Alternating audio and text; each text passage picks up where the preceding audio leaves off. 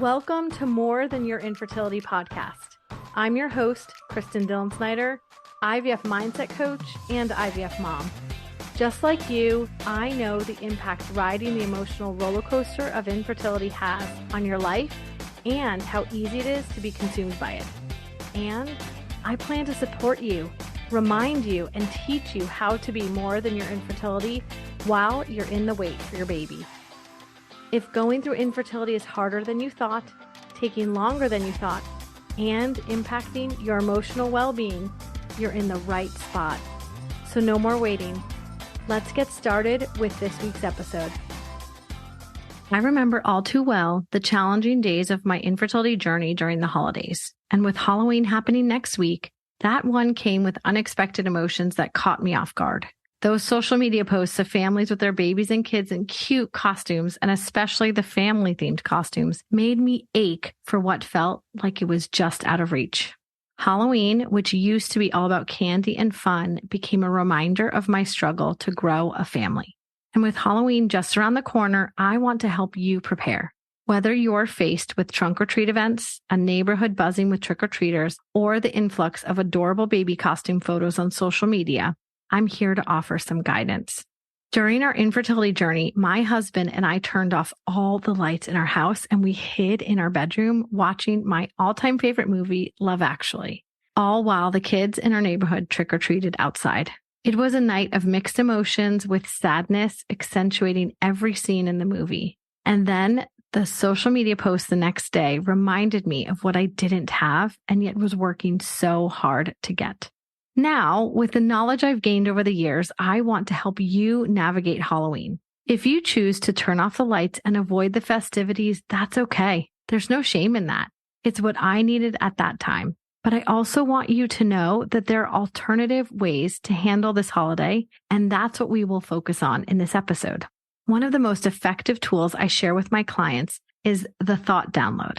It's simple, but incredibly powerful. Just grab a piece of paper, write Halloween at the top, and jot down everything that comes to mind. These thoughts can be fragmented, incomplete, or even unrelated. It's just a way to get all those swirling thoughts out of your head. You might find thoughts like cute outfits, lots of candy, family-themed costumes, feeling silly as an adult without a child, feeling left out as an adult without a child, and being unsure how to survive Halloween. And there might be more. Your thoughts are entirely personal and unique to you. Take a few minutes to explore your thoughts about Halloween. Now let's take a look at those thoughts. Say you're concerned about family-themed costumes feeling unattainable. Recognize that this thought is not a fact.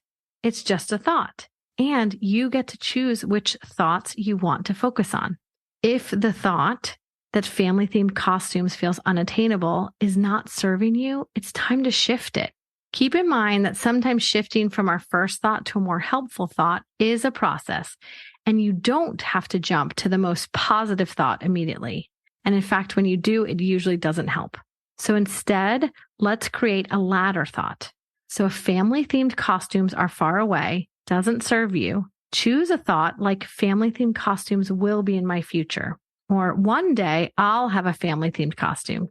Find the one that resonates with you and feels believable. Next, evaluate why you would or wouldn't participate in Halloween activities. Are you doing it for yourself or to meet perceived expectations? Remember, it is okay to be selfish.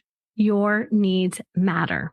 So now with your thoughts clarified and your reasons explored, you can make an informed decision.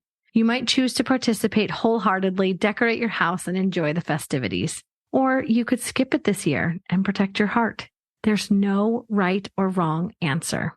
No matter what you decide, don't forget that the social media algorithm will show you posts from October 31st on November 1st. So if you're trying to avoid it, plan to stay off social at least until November 2nd.